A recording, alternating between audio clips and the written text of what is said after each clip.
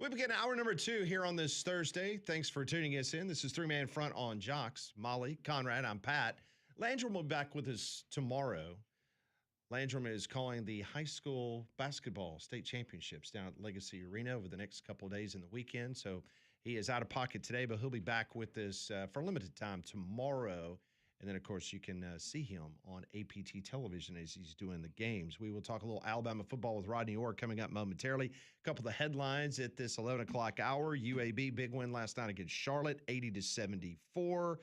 They are still in line potentially for a double bye in next week's American Conference tournament, which will be held here in Birmingham at Legacy Arena. The Blazers now 19-11, 10-7 in the American Conference as they get ready for the Sunday finale against East Carolina. According to Joe Lunardi, no change in the thinking of the Auburn Tigers. A win against the Alabama Crimson Tide, and the Auburn Tigers are probably in the tournament. They currently are the second team out, according to Joe Lunardi in his latest bracketology that just came out literally 5 minutes ago. So no change there. I did find it interesting, though, Conrad, that South Florida from the American Conference, they are number 1 in the American Conference. He lists tonight's game against Memphis as a very interesting game for the Bulls. He says the Bulls are on the fringe of being an at-large consideration if they were to lose the American Conference tournament. Wow. Okay, well, that's fine. Then they can play UAB in the championship game and let UAB get the auto bid, and then they can get in too. Yeah. That'd be nice of them. It will be. We also told you that Alabama is expecting a couple of guys to be limited and out for spring practice, according to Kalen DeBoer. And let's talk to our next guest about spring practice, which starts Sunday for the Alabama Crimson Tide. Rodney Orr from Tider Insider joins us here on Three Man Front. Rodney, I hope you're doing well. Hope you're ready to get a good tan this afternoon. It's going to be nice and warm in Tuscaloosa. It's hot, man. I'm kind of outside right now. Just stepped out of the gym, and it is really scorching down here for this time of year. What is going on? You are now the second guest we've had on today that is coming out of the gym. You're making us look bad, Rodney. I mean, no, I had to get the endorphins kicked in so I'd be really upbeat for you guys. That's that? Okay. Now, I'm good to go now. All right, cool. All right, here we go. Sunday, spring practice. Isn't it crazy to think that this is the third spring practice under Kalen DeBoer? Isn't that wild? Wow. Yeah, it really is. I mean, it's, it's gone by fast, and this one's probably, the third one. Obviously, it's going to be really big because I was thinking, I don't remember so many questions about a team in a long, long time.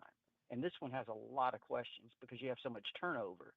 So this is going to be a huge spring practice. I mean, they really have to be successful and lay the foundation for what they want to do and developing some of these guys that they've brought in especially through the transfer portal, to be ready to go when August camp gets here.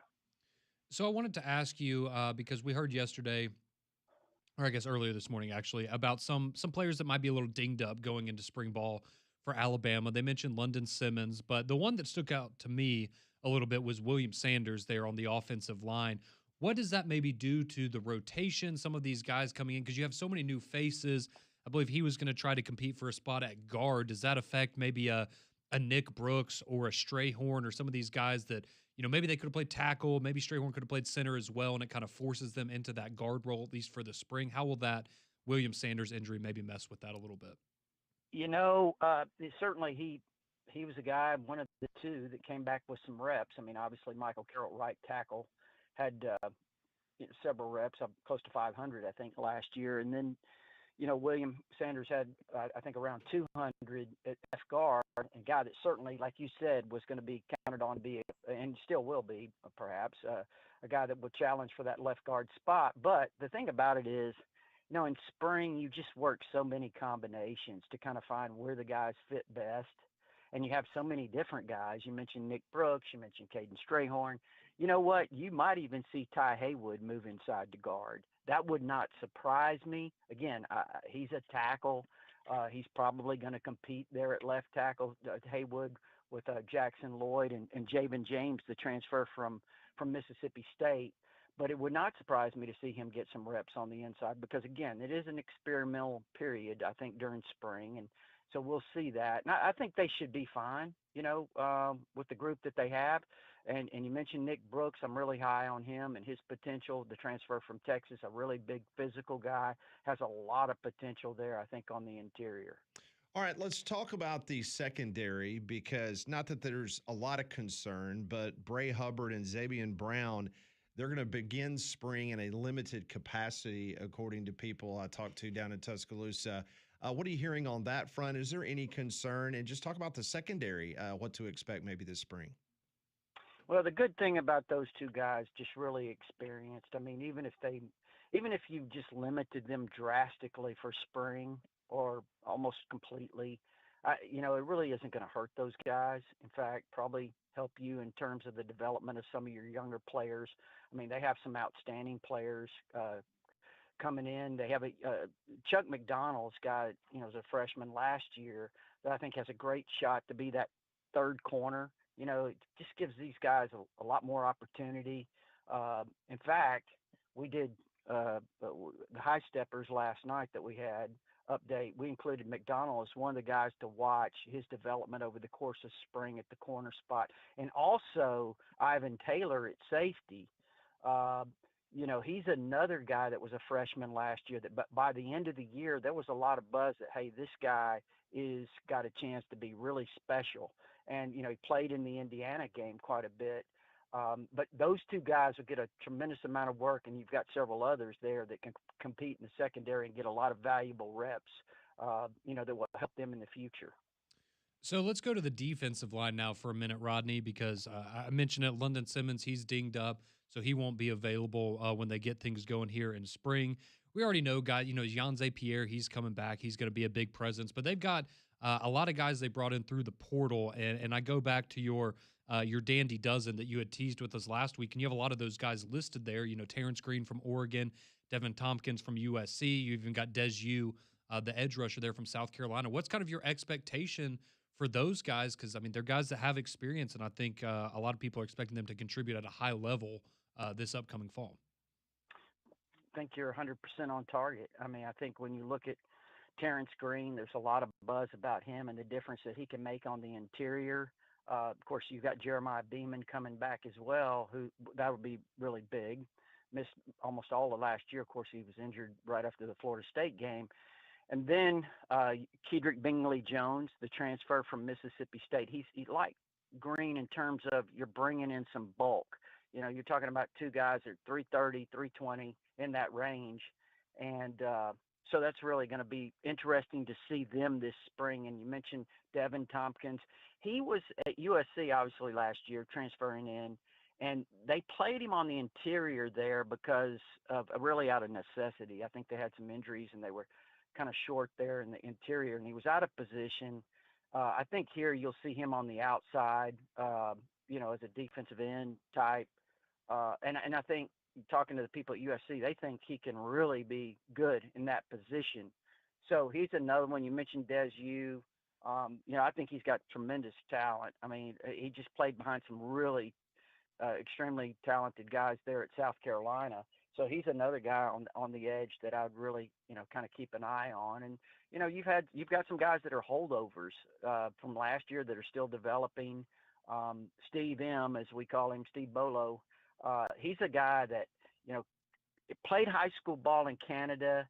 He had to spend that year in JUCO because of the English test that he didn't have that would have made him eligible. But, last year you could see this guy's got incredible potential. I think on the interior, about 315 pounds. So just watching some of those young guys, and there's some others, it's going to be really interesting on that defensive line because I see just like that offensive line. These are the two, to me, really key areas because that's where it all starts up front. Rodney Orr from Tider Insider joining us for a few more minutes here on Three Man Front on the Higginbotham Hotline. So if you had to handicap it right now, and I know it's going to be split in regards to the reps for the quarterback competition going on between Mack and Russell, but if you had to put a handicap on it right now, going into the spring, maybe quietly in that building, who would be number one?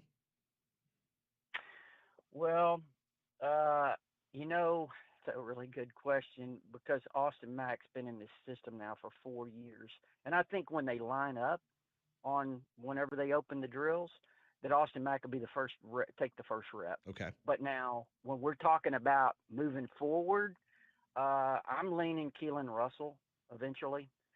Don't know exactly when, but I think Keelan Russell will eventually win the job. Even though, like I said, I'm really high on Mac too. But when you look at Keelan Russell, you just see special talent. You see a guy that's kind of got that Bryce Young to him, you know. So that's just my guess, Pat. That's if I had to give my prediction now, I would probably lean slightly towards Keelan Russell. Well, I think another area that, outside of the quarterback, people want to see some more from the wide receiver room, I would think. And you lost Jeremy Bernard. He was a great player, obviously, last year. Isaiah Horton, he goes in the transfer portal. Most people know, Ryan Williams, we'll see what he kind of can be this year in his junior season.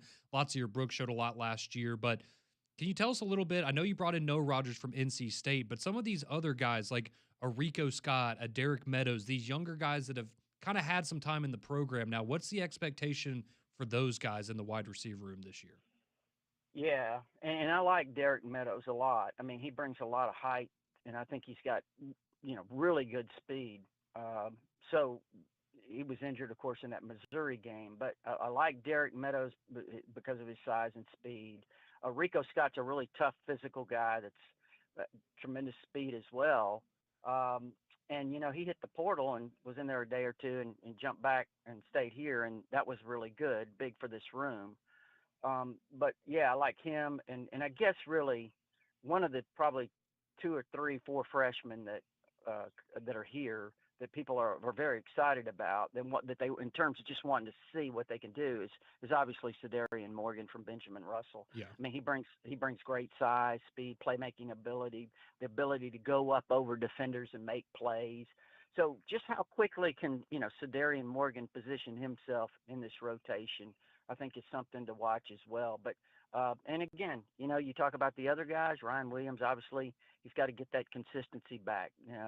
And that's the one thing for him, I think, this spring is to kind of lay the foundation. All right, Rodney, before we let you go, I want to ask you about the basketball team. Big game coming up at Coleman Coliseum, the final regular season game, taking on the Auburn Tigers. A lot of storylines here. Bama seems like they have secured a 4 seed in the NCAA tournament. They're looking to try to get a number 2 seed in Nashville next week, a win over their rival, which they've already done down at Neville Arena. It would be a big jumping start off part for the postseason for the Alabama Crimson Tide. Your thoughts where this basketball team currently is without Charles Bediako? Well, yeah, they had the 8-game winning streak, and 6 of those were without Bediako. So I think they really kind of pulled together. The chemistry was really good has been really good down the stretch. Obviously the game at Georgia got away from them a little bit, but at the same time, I mean, you win 8 in a row in the SEC. That's pretty impressive. And I just think a lot of guys have stepped up and kind of come around. To me, one of the big stories has been, Aiden Sherrill on the inside. He had some double doubles. He's done a really good job in terms of swatting shots away, blocking shots. I think he has like 12 games this year where he's had at least 3 blocks. So he's become a major factor, I think, for Alabama on the inside there. So this stretch run's been obviously really good for them to kind of prepare, for the postseason. And right now, I like where they are. And I think to kind of keep that momentum, this game's really big. I mean, it's big for a lot of reasons, as you guys know. But I think just from a momentum standpoint, to win at home, to beat your arch rival twice in the same year, it's really big for this team. That is Rodney Orr, joins us every Thursday here on Three Man Front. Rodney, remember, put the UV sunscreen on today, okay? Because I know it's going to be hot down there. Yeah, man, I'm going to do it. Rodney, thanks, man. We'll talk to you next Thanks, week. Rodney. Okay, guys, take care. Thank you so much. He joined us on the Higginbotham Hotline. You deserve solutions that are built for you. Higginbotham is your one-source solution for insurance, financial, and HR services. Coming up later this hour, Rob Pate will get his feelings on the upcoming spring practice for the Auburn Tigers. Next hour, we'll go down to Florida, find out David Waters from Gators Breakdown Podcast, talk a little bit about John Sumrall and his first few days at the helm of the Florida Gators. All that straight ahead on Jocks.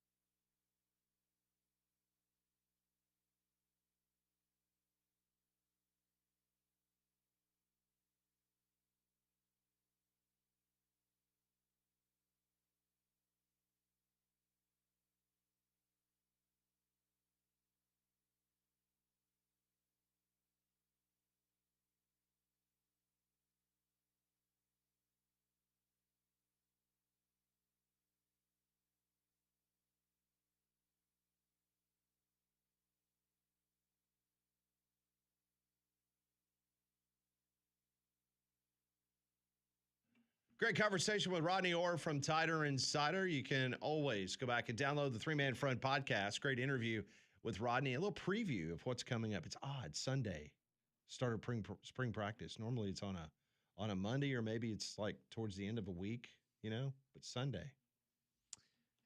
Before we know it, it'll be SEC Media Days, and then we'll be back at the start of the season, so it'll be fantastic. Yeah, it will be. So that will get underway on Sunday as the spring practice for the Alabama Crimson Tide. It's just odd. The third. That's right. The third for Kalen DeBoer down in Alabama.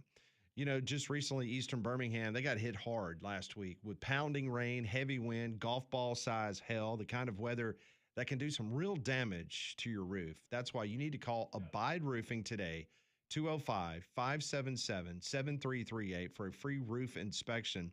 I live in the epicenter of that storm last week, and I've seen Abide Roofing trucks everywhere. They're out doing checks on people's roofs. They're already starting work on roofs that have been damaged. So you need to call them today. So even if you don't see any missing shingles, that doesn't mean that you're in the clear. Hidden damage can turn into an expensive problem a little bit later. So Abide Roofing is ready to go now. That's a free, no obligation roof inspection at 205-577-7338. You've got nothing to lose, just an honest assessment from a team that puts customers first every single time. And if there is damage on top of your roof, Abide Roofing, they're the insurance claim masters. They dealt with my insurance company, and I was able to get a brand new roof thanks to the Abide Roofing team. 205-577-7338, or simply go to their website, abideroof.com.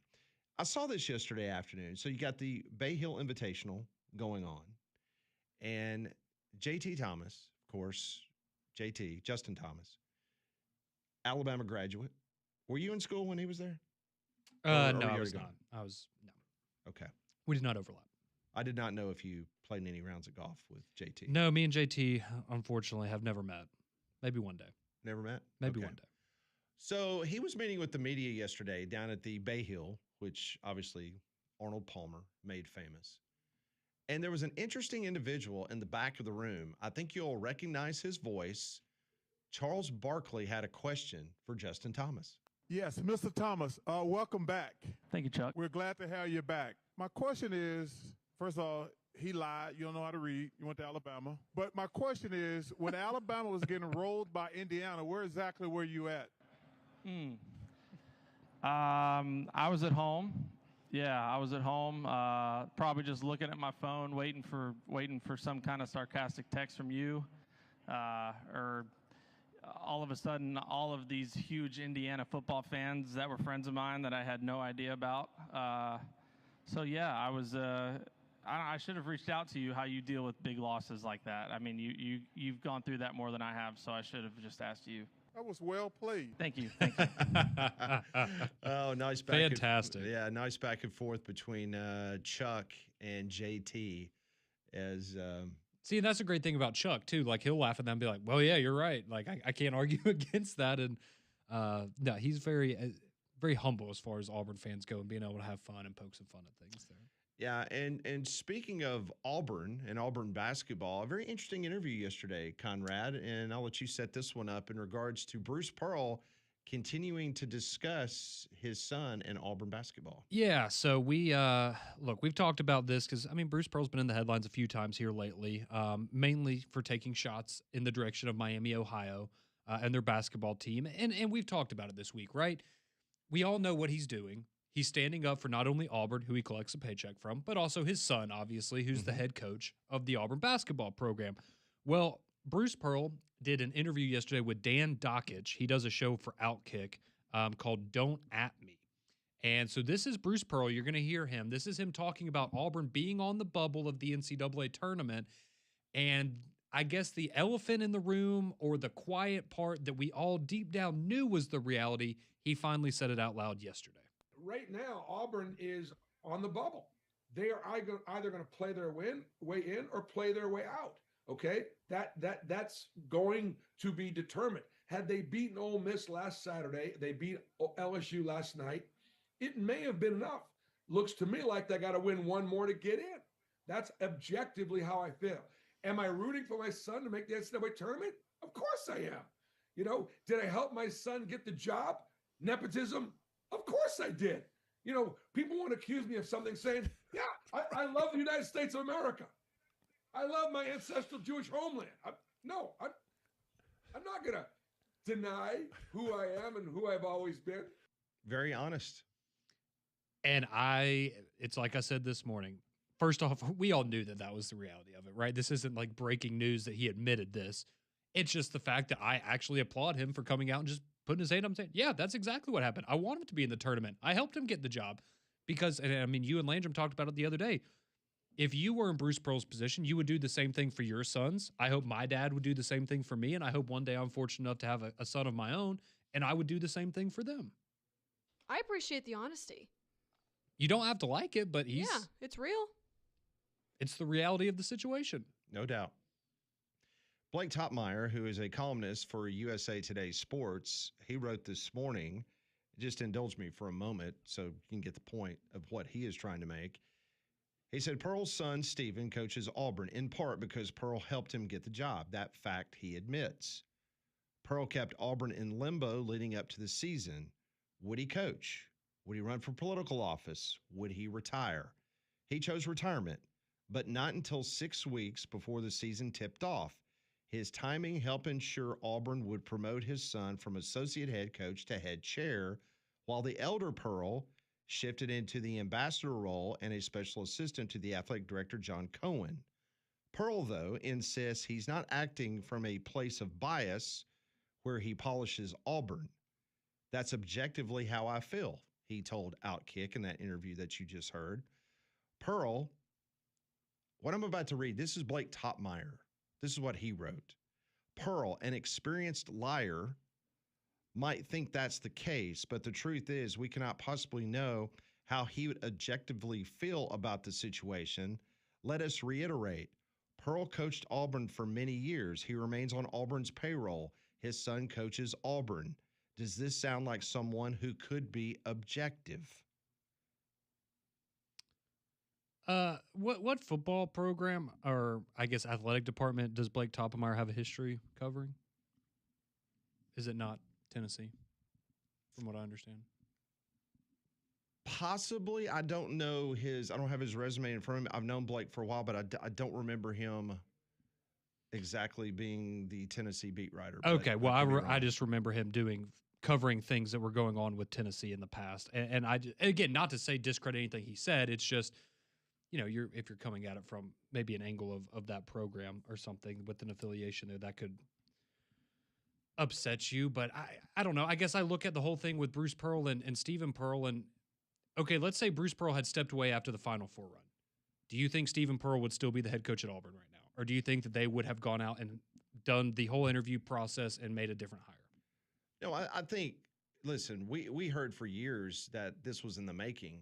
So whether Auburn made the Final Four or not, or whenever that day was going to come, as long as Stephen Pearl did not have another head coaching job somewhere, I think Bruce Pearl was going to do everything in his power. And I think Auburn was okay with the setup in regards. I mean, it's no different than what happened at UAB with Gene Bartow and Murray Bartow. So I don't have a problem with it. It's just, I understand where Blake's coming from. He's talking about when Bruce says, you know, this is my objective opinion on Miami. It's not. You really can't say that. Yeah, no, I agree with that. And we're saying that that's okay that you say what you did about your son and about Auburn because you are on Auburn's payroll. It's no different than Nick Saban on a Saturday. If anybody nationally, I mean, Nick Saban's never gone against Alabama in the picks, ever. And don't mean to tell me that Nick Saban is not sitting up there and he sees the warts on these previous Alabama football teams. Yeah. And if you hooked him up to a lie detector test, he would probably pick against Alabama. Absolutely. But he's not going to. Now, he will help LSU hire Lane Kiffin for $500,000, but he's not going to go on game day and pick against Alabama. No, well, that's what they pay him for, Pat. That's what they pay him for. But I don't know. I guess I just always looked at that situation, and I understand, yes, that point of it. I guess we always knew where Bruce Pearl was coming from, though. He's not going to go against his son or go against Auburn on national television. Of course, he's going to be in their corner. I feel like just you as the listener of the viewer of that, you just have to be able to understand that and separate that because I think he does a great job. but you also have to understand, much like the Nick Saban thing, maybe take what they say about their former programs with a little bit of a grain of salt. But I mean, I guess the point I was also making is I had always been under the belief that once Bruce Pearl stepped away, it was going to be Stephen Pearl's job. Yeah. And so I didn't look at it as, now, do I think Bruce maybe left them at an inopportune time? Yes, I do. But I don't think that if he had left 3 months earlier, that Auburn would have a different basketball coach right now. I think it would still be Stephen Pearl. No, I agree 100%. But I do believe that he kind of handcuffed his son. He did. He put him in a bad spot. By the timing of his retirement.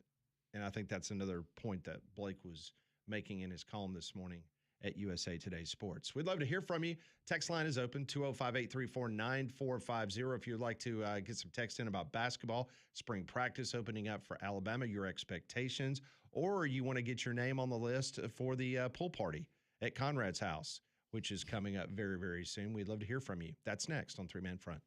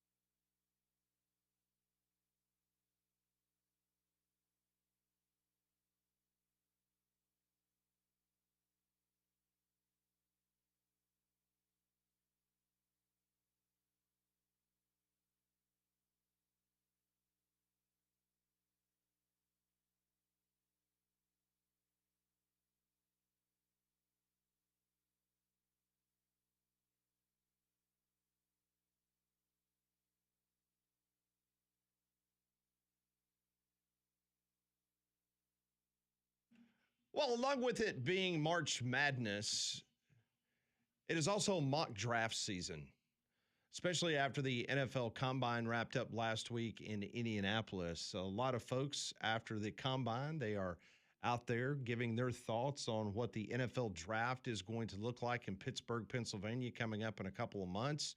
And I know, Conrad, you have been perusing 2 or 3 of them, some interesting takes on Ty Simpson and Caden Proctor. Yes, as far as mock drafts go. So we'll start with Ty Simpson. I think that's the one most people are intrigued by because we remember, right, when he went through the process after the season of being evaluated, his father came out and said everybody said Ty Simpson would be a first-round pick, and that's why he ultimately decided to leave instead of going to Miami or Tennessee for boatloads of money, just to put it plainly. All right, so let's start with ESPN. Jordan Reed put out a new mock draft for them a couple days ago. He does a fantastic job there covering all things NFL for them. And so we'll start with him and what he thinks about Ty Simpson. So according to him, this is interesting because it goes along with some other NFL news that we haven't really discussed very much. But the Cardinals came out the other day and announced that they are going to either cut or trade Kyler Murray in the next week. So he's not going to be their quarterback moving forward.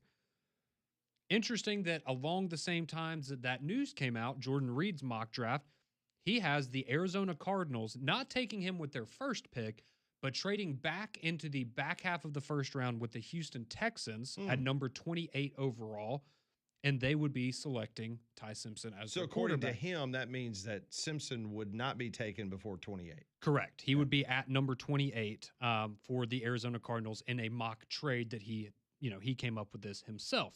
I was then looking at CBS Sports and Tom Fornelli, who does a great job there, and I was scrolling. Then I kept scrolling.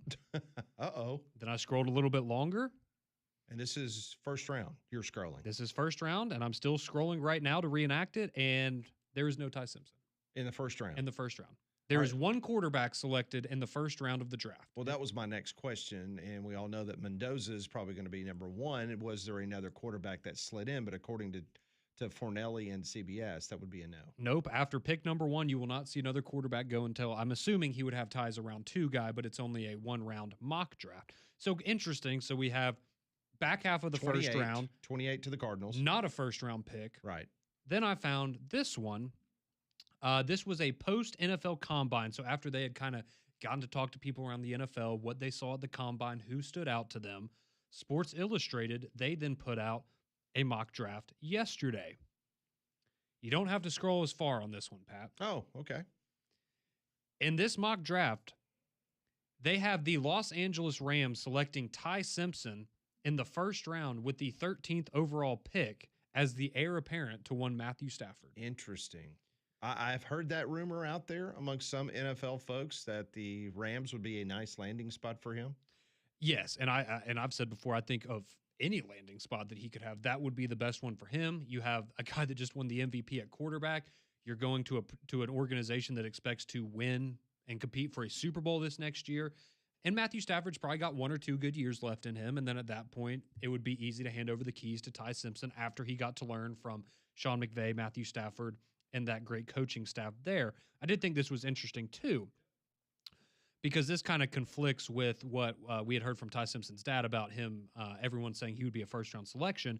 This is what Sports Illustrated wrote about Ty Simpson. After the Rose Bowl, he appeared to be a day 2 prospect, but now after the NFL Combine, his stock seems to have found a middle ground.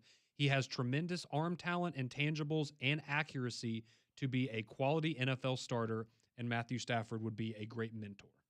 All right. Well, I've got a couple here I was looking at this morning. Pro Football Focus, they have listed at number 21 going to the Pittsburgh Steelers, and that has been really consistent. That's been the most common landing spot. Yeah, and this is what they wrote. They said Simpson went through the on-field throwing sessions in Indianapolis despite not doing any athletic testing, and we were impressed. It's not the biggest part of a quarterback's evaluation, but for him to be in the new setting with new receivers and to look as accurate as he did, specifically when throwing the deep ball, it was fun to watch. We think he's a mid to late first-round pick. Okay. That's from Pro Football Focus. And that's what most, again, I would say the consensus is back half of the first round is where you're going to see Ty Simpson land. It is interesting with the Steelers, though, because now the rumors have popped up. Well, did they bring Aaron Rodgers back for a year? But Kyler Murray's name has now been thrown out for the Steelers. And so you wonder, do you sign a guy like Kyler Murray and then still use your first round pick on a quarterback as well? But I would imagine he's going to find a landing spot before the draft. And so we'll have some answers to that before then. Todd McShay. We all know Todd. Todd, longtime ESPN personality. Yep. Him and Mel Kiper were staples during the NFL draft. Well, he posted this morning his new top 100 big board. This is the post-combine. Okay. Now, when you hear someone say big board, this is basically him listing the players and where he would rank them in their availability, not where they're going It's to be best drafted. available, not draft spot. Correct. Yeah. So, for example, he's got Jeremiah Love at number 1. Okay. Jeremiah Love is not going to be the number 1 overall pick. No, because he's a running back. Correct. I would guess, where's Caleb Downs? I'm just curious. 3rd. Okay. See, that's who I would have guessed was number 1. Okay. Okay. After the combine, Sonny Styles, according to Todd McShay, is number 2. He has been, if you look at mock drafts, he has been the biggest riser. Yeah. Right. Mhm. And Fernando Mendoza, he's got him at number 4 Okay. overall on the big board. So Okay. as I keep looking down the list to try to find where he's got Ty Simpson, interesting, during the season, McShay, especially towards the back end of the season, he was extremely negative towards Ty Simpson. The opposite of Dan Orlovsky. Yes. And we know now that, not making an excuse, just this is what we've been told now, Mhm.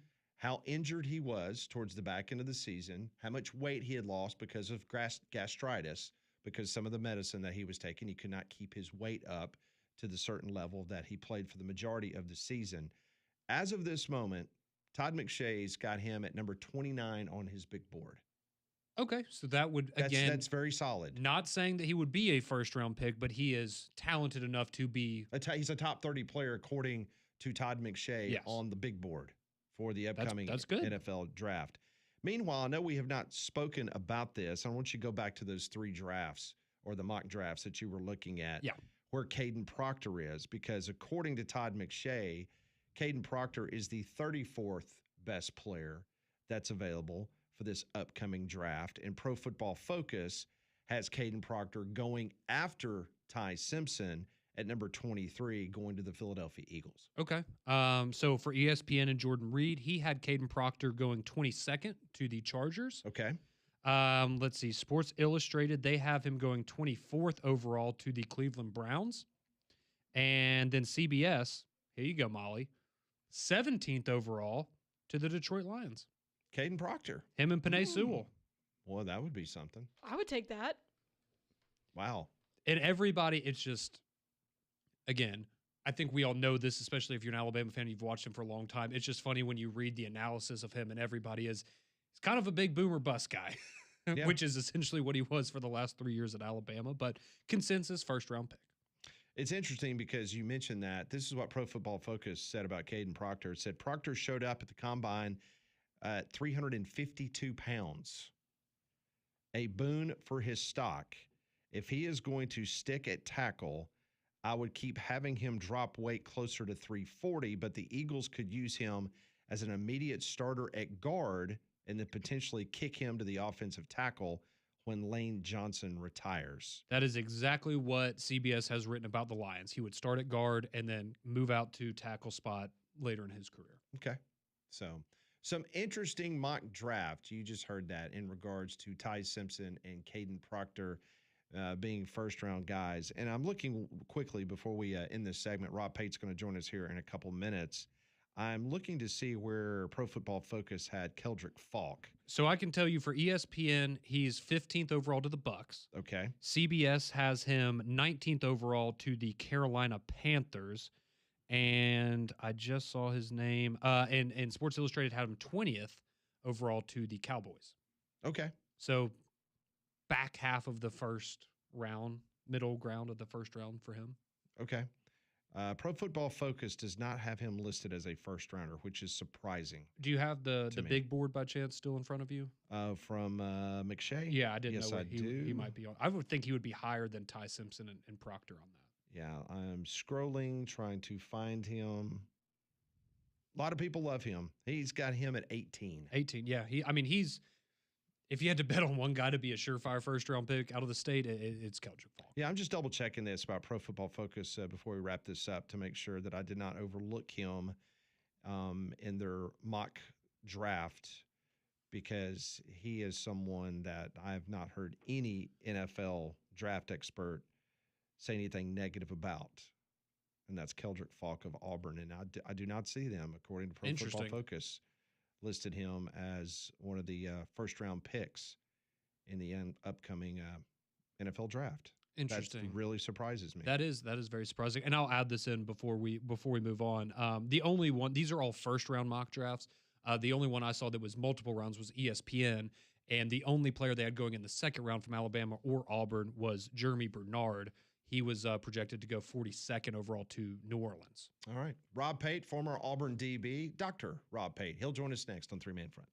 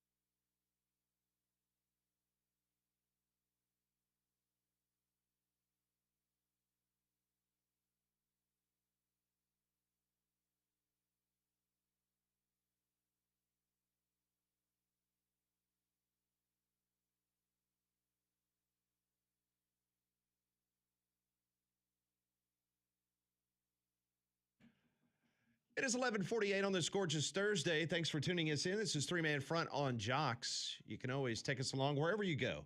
For the spring or the summertime, go to the lake, go to the beach, wherever you go. You can take us along on the Jocks 94.5 app, and you can watch us every single day on YouTube. Just smash that subscribe button. We appreciate that greatly.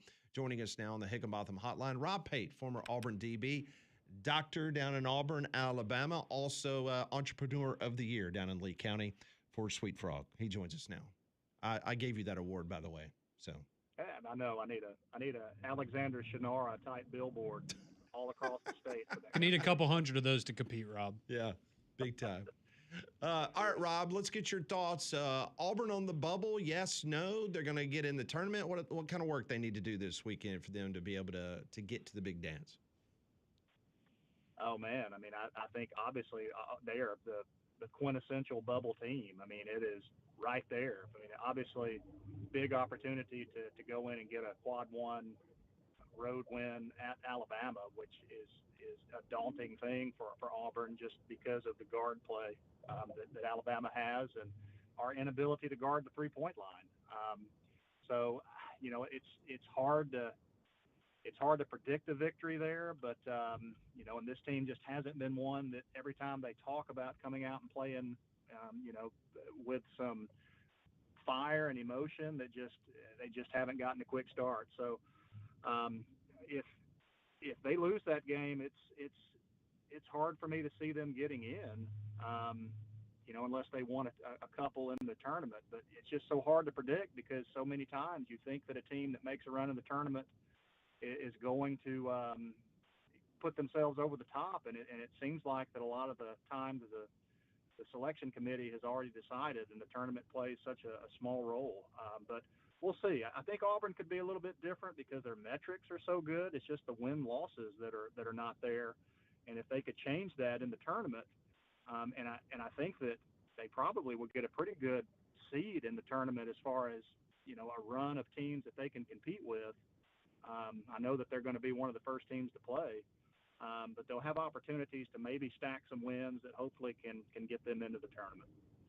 Rob, I wanted to ask you about Bruce Pearl for a second. I know you're a busy guy and you may not have seen all of the comments, but he's been, you know, making some headlines lately. He's been very critical of Miami, Ohio, and essentially, you know, I guess making the case for why Auburn should get in over a team of that quality when it comes to, you know, the bubble of the NCAA tournament. And then yesterday he did an interview where, I mean, he outright said something I think we all knew, which is, yes, he wants Auburn to have success. He wants Auburn to be in the tournament. And he did, you know, through nepotism somewhat. I mean, he said it, help Stephen get the job there at Auburn. So hearing him come out and say that publicly, does that surprise you?